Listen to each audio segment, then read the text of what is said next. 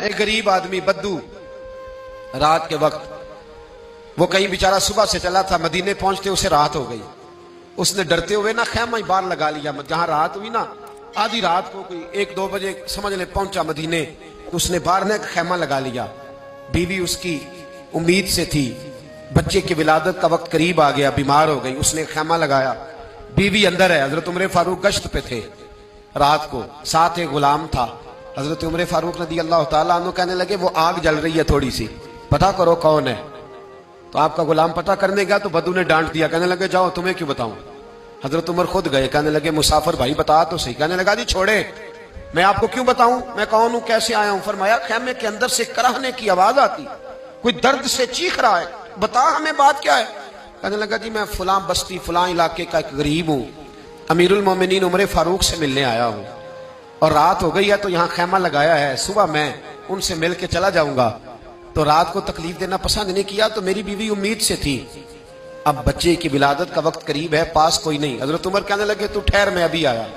چہرے پہ نقاب ہے، اسے بتایا نہیں میں ہی امیر المومنین. عمر دوڑے گئے، اپنی زوجہ سے کہنے لگے اگر تجھے بہت بڑا اجر مل رہا ہو تو حاصل کرے گی.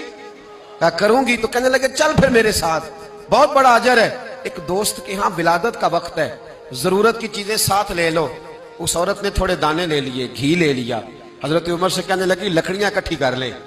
امیر المومنین، کونسلر کی بات نہیں بتا رہا آپ کو، میں آپ کو ایم پی اے کی بات نہیں بتا رہا، ایم این اے کی بات نہیں بتا رہا، جو 10 گاؤں کو ملا کے چیئرمین بنا ہے اس کی بات نہیں بتا رہا. اس کی بات بتا رہا ہوں جو 22 لاکھ مربع میل کا حکمران ہے. اس کی بات بتا رہا ہوں جو گلی سے گزرے تو شیطان رستہ ہی بدل جاتا ہے. اس کی بات بتا رہا ہوں جس کے بارے میں میرے مصطفیٰ کریم صلی اللہ تعالیٰ علیہ وآلہ وسلم نے فرمایا میرا عمر تو وہ ہے کہ 950 سال حضرت جبریل بھی اس کی شان بیان کریں تو عظمت ختم نہیں ہوتی. اتنا بڑا شخص. حضرت عمر نے لکڑیاں اکٹھی کی، اینٹوں کا روڑے لے کے چولہا بنایا، پہنچ گئے. آپ کی زوجہ کہنے لگی یہ تھوڑے دانے ڈال لیں، گھی ڈال لیں اور ایک لکڑی لے کے اس کو ہلائیں، تیار کریں. خود زوجہ اندر چلی گئی. حضرت عمر باہر پکانے لگے. وہ بدو کہتا ہے میں اس طرح کا ان کے ساتھ بہیو کرنے لگا جیسے کو کسی چوکیدار کے ساتھ نہیں کرتا. میں نے سمجھا یہ عمر نے چوکیدار رکھے آنے جانے والے مہمانوں کا. میں کبھی پانی کا پیالہ مانگتا، کبھی کوئی بات، عمر دوڑے جاتے، کبھی پانی لاتے. او مسلمانوں، او میرے رسول کے غلام عزیزو، حضرت عمر فاروق. وہ غلام کہتا ہے میں عمر سے کہتا، میں کہتا غلام پانی لا تو عمر دوڑ کے پانی لاتے. میں کہتا تجھے گھی پکانا بھی آتا ہے، پہلے بھی کبھی پکایا ہے؟ تو عمر فرماتے کوشش تو کر رہا ہوں. میں کہتا پہلے بھی کبھی تیری بیوی نے یہ کام کیا ہے؟ تو حضرت عمر کہنے لگے مجھے یاد نہیں، پوچھ کے بتاؤں گا. کہتے ہیں کیا رنگ تھا، کیا انداز تھا، کیا مصطفیٰ کی تربیت تھی، کیا انداز حضور نے سکھائے غلاموں کو. یہ کس طرح کا امیر ہے کہ یہ ہنڈیاں پکا رہا ہے، پھونکے مار رہا ہے ایک غریب کے لیے، دیہاتی کے لیے جسے جانتے بھی نہیں. اندر اس شخص کی بیوی کے ہاں بیٹا پیدا ہوا تو حضرت عمر کی بیوی اندر سے بول کے کہنے لگی امیر المومنین مبارک ہو، آپ کے دوست کے ہاں بیٹا پیدا ہوا ہے. جب کہا نا امیر المومنین مبارک ہو تو وہ شخص کہتا ہے میرے ہاتھ کانپنے لگے اور میں اس طرح دوڑا کہ میری پگڑی گر گئی. میں دوڑا تو عمر نے بلایا، کہا کدھر جاتے ہو؟ کہنے لگا آپ امیر المومنین ہیں، آپ امیر المومنین، آپ عمر ہیں.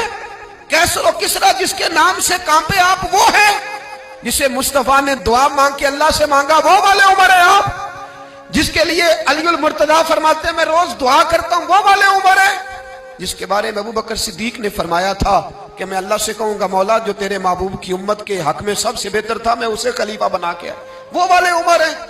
عمر امیر المومنین کی بیوی وہ تو خاتون اول ہوتی ہے، وہ تو ملکہ ہوتی ہے، اور تیری بیوی دائی بن کر ایک غریب کے بچے کے پاس بیٹھی رہی ولادت کے وقت. عمر امیر المومنین ہو کے تیری داڑھی ساری دھومے سے بھر گئی تو ڈیوٹی کرتا رہا.